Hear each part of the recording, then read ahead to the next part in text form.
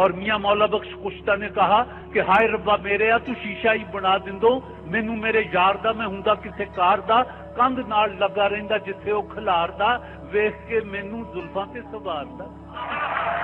ابتدا ہے رب جلیل کے بابرکت نام سے جو دلوں کے بھید خوب جانتا ہے، دیکھتی آنکھوں اور سنتے کانوں کو طارق عزیز کا آخری سلام۔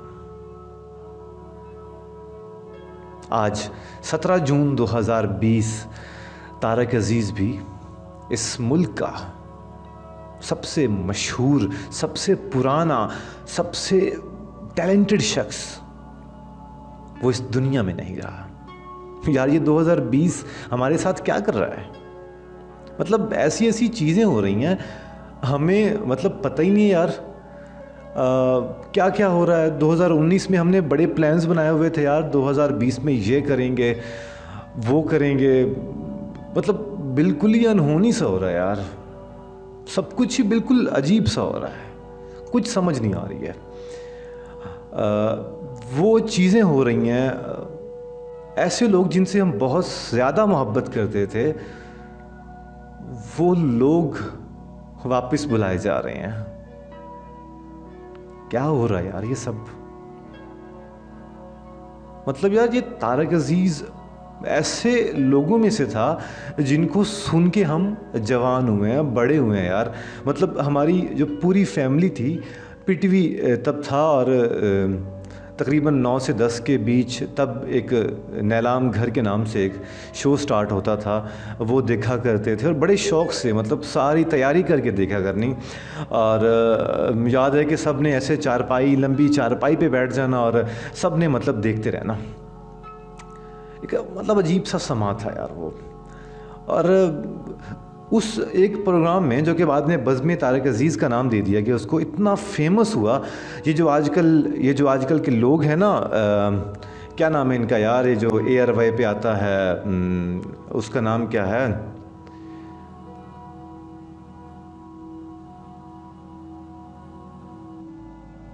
ہاں فہد مصطفیٰ،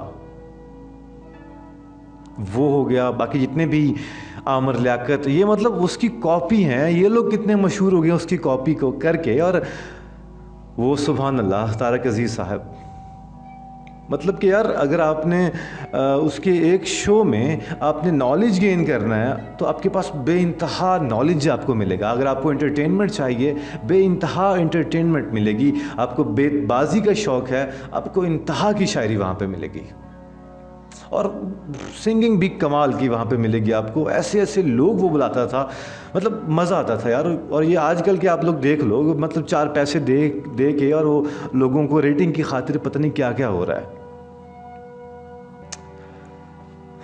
مطلب میں آج بہت زیادہ دکھ میں ہوں۔ طارق عزیز صاحب جناب، میں اب کیا کہوں یار، طارق عزیز صاحب اللہ ان کی مغفرت کرے۔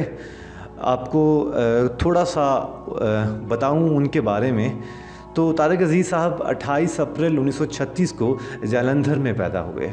ابتدائی تعلیم ساہیوال سے حاصل کرنے کے بعد لاہور چلے گئے۔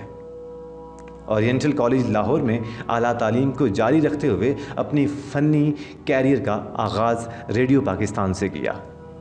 جب پاکستان ٹیلی ویژن نے نومبر 1964 میں لاہور سے اپنی نشریات کا آغاز کیا تو طارق عزیز بھی پی ٹی وی سے وابستہ ہو گئے۔ انہیں پی ٹی وی کے پہلے نیوز کاسٹر ہونے کا اعزاز بھی حاصل ہے۔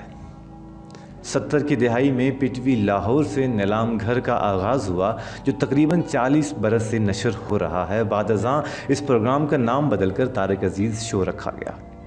ٹیلی ویژن کے ساتھ جناب طارق عزیز نے فلم انڈسٹری میں بھی قدم رکھا اور متعدد فلموں میں اداکاری کے جوہر دکھائے۔ ان کی پہلی فلم شباب کیروانی کی انسانیت تھی، جس میں انہوں نے زیبا، وحید مراد اور فردوس کے ساتھ کام کیا۔ ان کی دیگر مشہور فلموں میں سالگرہ، قسم اس وقت کی، کٹاری اور چراغ کہاں روشنی کہاں شامل ہیں۔ طارق عزیز نے کالم نگاری بھی کی۔ ان کے کالموں کا ایک مجموعہ داستان کے نام سے شائع ہو چکا ہے۔ انہیں سیاسی، سماجی، فلمی، ادبی اور سپورٹس کی مشہور شخصیات کے انٹرویو کرنے کا اعزاز بھی حاصل ہے۔ طارق عزیز صاحب نے عملی سیاست میں بھی حصہ لیا اور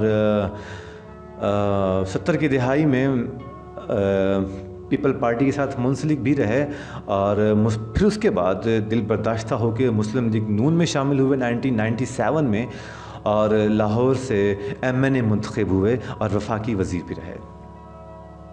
ان کی تصانیف کی بات کریں تو طارق عزیز علم و ادب اور کتاب سے محبت کرنے والے انسان ہیں اور ان کا مطالعہ بہت وسیع ہے۔ طارق عزیز کو لاتعداد اشعار یاد ہیں اور ان کے شعر پڑھنے کا انداز کمال ہے۔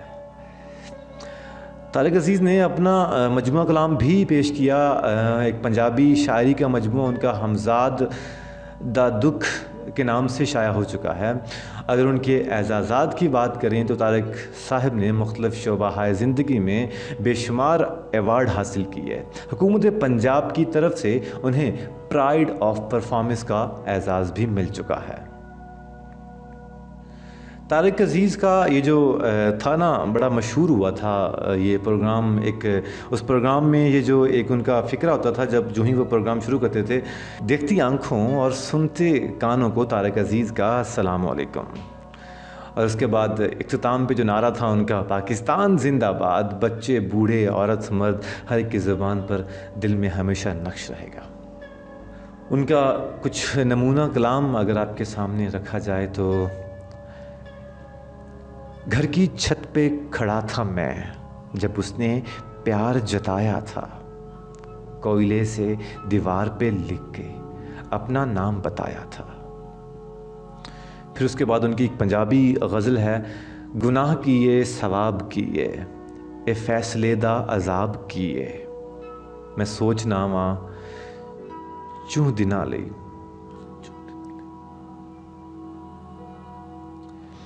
گناہ کیے ثواب کیے، اے فیصلے دا عذاب کیے، میں سوچنا وا چوں دنا لئی، اے خواہشاں دا حباب کیے، جے حرف اوکھے میں پڑھ نہیں سکتا تے پھر جنگ دی کتاب کیے، اے سارے دھوکے یقین دینے نہیں تے شاخ گلاب کیے، اے ساری بستی عذاب وچے تے حکم مالی جناب کیے۔ آخر میں ان کا شعر اجازت لینا چاہوں گا، اور اللہ تعالیٰ ان کے درجات بلند فرمائے، آمین ثم آمین۔